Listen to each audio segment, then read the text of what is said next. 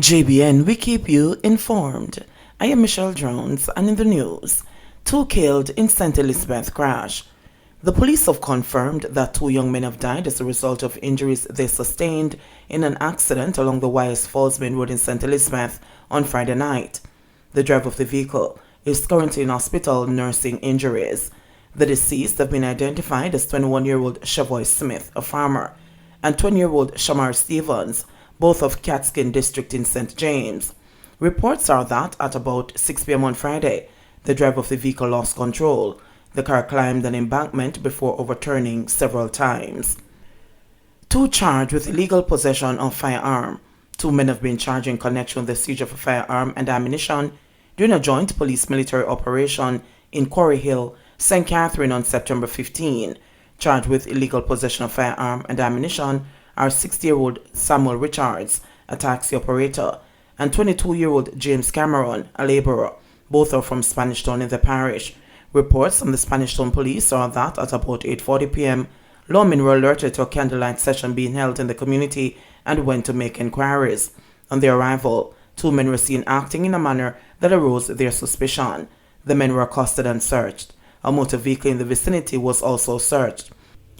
1 Astra A70 9mm pistol with a magazine containing 5 9mm rounds was found.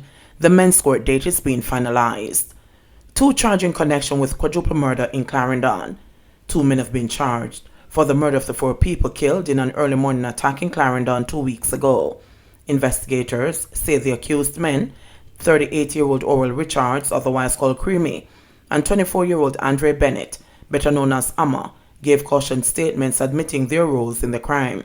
They are both from Cherry Tree Lane in the parish. The attack took place at about 12:10 a.m. on September 12. The deceased are 33-year-old Tashana White and her 25-year-old sister Sharona White, Luke Newman, a 19-year-old chef, and Michael Solomon, a 25-year-old construction worker.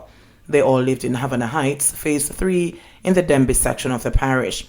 In a statement released late Friday evening, Police Commissioner Major General Anthony Anderson said the 2 men charged were among 6 persons picked up in the parish on the same day. The investigations into the Clarendon quadruple murder that took place 2 Sundays ago have led us to charging 2 persons for murder, and we have another 4 persons in custody at the moment and are looking at a few other people who may have been involved. We arrested 6 persons on the same day that it occurred, and these persons have remained in custody. Of those 6 that we arrested, it's out of those 6 that 2 have been charged. 4 days after the event, we recovered 4 firearms based on intelligence that we had gotten, an analysis that we had done. We recovered an AK-47 rifle, a M16 rifle, a 44 Magnum handgun, and a 9mm handgun. Those weapons were taken to the ballistics lab where they were tested, and we have found that 2 of them match the scene of the murder. So the case is progressing and progressing well. There are still some other people we're looking at, but we're at that stage now where we have laid those charges. It's still a work in progress. Sunday will be 2 weeks, and this is where we are in the case. So we have the firearms. The science is telling us that is attaching it to specific persons, specific places, and certainly to the location of the murder. So we will update, whether by this means or through releases as information comes in. Of course, I mean, a quadruple murder does not take place every day, and so I'm very aware that this would be of significant public interest, but also it's important that our public is aware that the police, when these things come to our attention, are going to focus on it and find the perpetrators very quickly. $250 million in illegal assets confiscated in a year, says FID. Nearly $250 million in assets suspected to have been acquired through criminal activities were restrained by the Jamaican courts over a 13-month period that ended in May this year, official figures have revealed. These assets include 6 houses, one valued at $70 million, 3 apartments, one valued at $30 million, 29 cars, including 3 Mercedes-Benz and 2 BMWs, and cash lodged at several financial institutions, according to data released by the Financial Investigations Division, FID. The FID is empowered under the Proceeds of Crime Act to use the Assets Recovery Agency to apply to the Supreme Court for an order to restrain assets traced to individuals suspected of being involved in criminal activities and later seek to have them forfeited to the state. Restrained assets, mainly cars and bank accounts, are turned over to the state until the completion of either a criminal trial or the forfeiture of proceedings in a majority of cases. 3 of the houses listed under the name of a Jamaican man were restrained by the Supreme Court on May 17 this year, the FID disclosed. According to Jamaican law enforcement sources, he was convicted and sentenced to 15 years in prison in the United States for what officials there have described as one of the largest drug shipments in the state of New York. But state property records show that the houses are registered in the name of a woman based in central Jamaica. One of the houses, located in Upper St. Andrew and valued at $35 million, was transferred to her in 2014, according to the certificate of title deposited at the title's office. The other 2 houses, located in Manchester and St. Anne, were valued at $17 million and $15.9 million, respectively, at the time they were transferred to the same woman in 2013 and 2017, the titles for both properties show. The FID has declined to disclose why the houses were listed under the man's assets, citing the ongoing investigation and the civil case. The assets restrained are registered to persons convicted or charged for serious crimes, to include drug trafficking, lottery scamming, and money laundering, the FID said. The case file containing the restraining order and other information used to substantiate it have been ordered sealed by the court. 2 of the houses, the 3 apartments, and 2 of the vehicles were listed under the names of 2 Manchester businessmen and were restrained by the court in January this year. Both were charged with drug-related offences by the police in the parish last year, May, after approximately 8,000 pounds of compressed ganja, with a street value of 35 million Jamaican dollars, was allegedly seized at the premises they occupied. The $70 million mansion, located in St. James, along with 5 motor vehicles, were restrained on December 24 last year. The man whose name it was listed under is currently before the court on drug and money laundering charges, the FID disclosed. 7 of the vehicles were traced to a former executive at a local financial institution who was accused by U.S. authorities of being part of the lottery scam syndicate that fleeced elderly Americans out of US $1 million. Restraining $250 million in assets over a 1-year period is a good start, says respected academic Professor Anthony Clayton.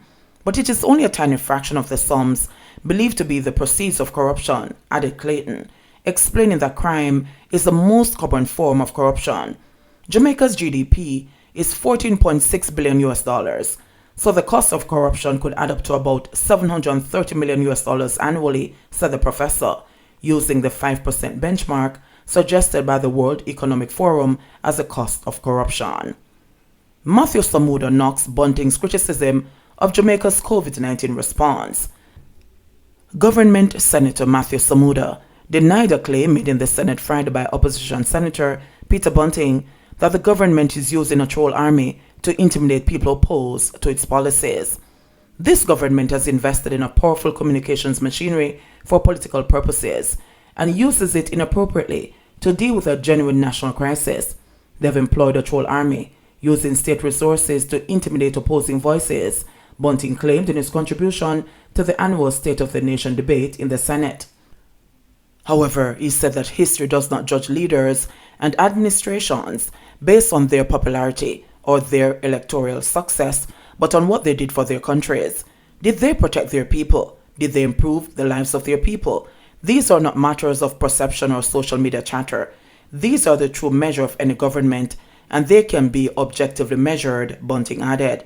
But Samuda, whose contribution to the debate followed, criticized Bunting for making the suggestion and urged him to make an apology as soon as he could.